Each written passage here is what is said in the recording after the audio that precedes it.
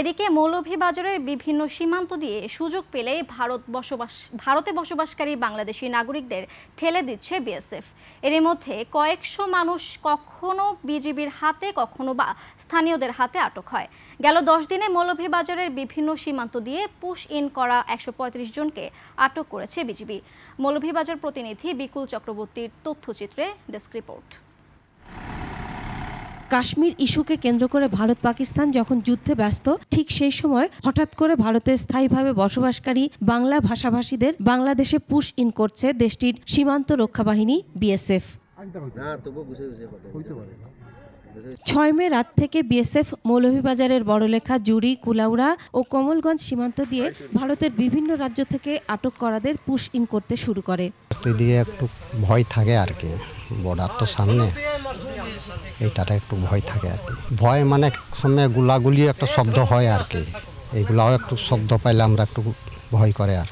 6 ও 7 মে বড়লেখা থেকে আটক করা হয় 44 জন, 14 ও 15 মে আটক করা হয় আরও 60 জন।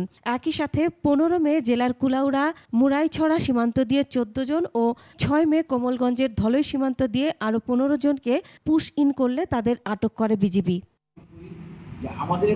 বিজিবি বলছে, পুশ ইন ঘটনার পর সীমান্তে অতিরিক্ত নিরাপত্তা ব্যবস্থা জোরদার করা হয়েছে। যাচাই বাছাই শেষে পুশব্যাক করাদের পরিবারের জিম্মায় দিয়েছে পুলিশ। পুশব্যাকের মাধ্যমে ইতিমধ্যে আমরা 76 জনকে তাদের পরিবারের কাছে আমরা বুঝে দিয়েছি, বিশেষ করে তাদের পরিচয় নিশ্চিত করার পাশ করছে এবং প্রতিদিনই আমাদের কাছে বেশ একটা বড় ভলিউমে একটা সংখ্যা আমাদের কাছে তারা পুশব্যাক করাচ্ছে। বিশেষ করে বিজিবির মাধ্যমে আমাদের পুলিশের কাছে সুপর্দ করতেছে এবং আমরা তাদের পরিচয় নিশ্চিত করার পরে তার পরিবারের কাছে আমরা পরিবারের জিম্মায় আমরা দিচ্ছি। পুশহীন হওয়ারা জানান, আটক করে ভারতের বিভিন্ন সীমান্তে কয়েক হাজার ইসলাম ধর্মাবলম্বীদের জড়ো করেছে BSF. Masum আলিসা, desk report, 21 television. Hili স্থলবন্দর দিয়ে পণ্য আমদানি ব্যাপকভাবে কমে গেছে। আগে প্রতিদিন 100 থেকে 150 ট্রাক পণ্য আমদানি হলেও তা এখন নেমে এসেছে 20 থেকে 30 ট্রাকে। এতে রাজস্ব আয় কমার সাথে মানবেতর জীবনযাপন করছেন বন্দরের কয়েকশো শ্রমিক। কাস্টমস ও বন্দরের জটিলতার কারণে আমদানি কমেছে দাবি ব্যবসায়ীদের। অভিযোগ অস্বীকার করে আমদানি পণ্য দ্রুত ছাড়করণের আশ্বাস দিয়েছে কাস্টমস কর্তৃপক্ষ। হিলি প্রতিনিধি সালাউদ্দিন বকুলের তথ্য ছবিতে ডেস্ক রিপোর্ট। 1 মাস আগেও হিলি স্থলবন্দর দিয়ে দিনে 100 থেকে 150 ট্রাক পণ্য আমদানি হতো। এর মধ্যে 70 থেকে 80 ট্রাকে আসতো চাল। দেশীয় কৃষকের স্বার্থ বিবেচনায় গত 31 মার্চ থেকে পেঁয়াজ ও 15 এপ্রিল থেকে চাল আমদানি বন্ধ রয়েছে। অন্যান্য বন্দর দিয়ে পাথর আমদানিতে কাস্টমসের কার্যক্রম শেষে নিজস্ব ইয়ার্ডে নিতে পারেন আমদানিকারকরা।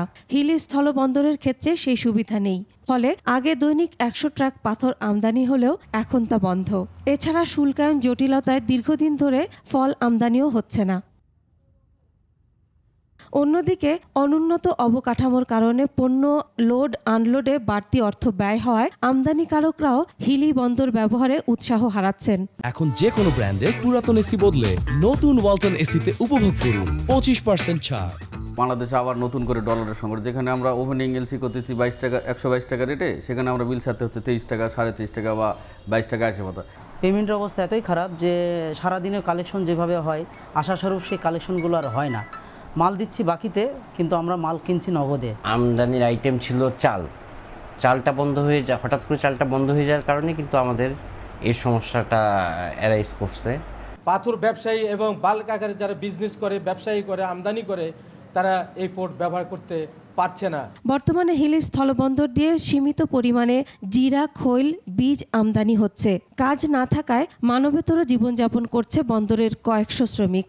এখন একবারে কাজ কাম নাই, একটা গাড়ি তাও নাই, 7 দিন পর আসে ঘুরে ঘুরে যাচ্ছি।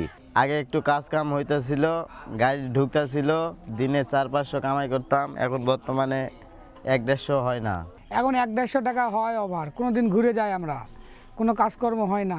এছাড়া সম্প্রতি ভারত পাকিস্তান উত্তেজনার কারণে বন্দর দিয়ে আমদানি রপ্তানি কমায় রাজস্ব আহরণও কমেছে।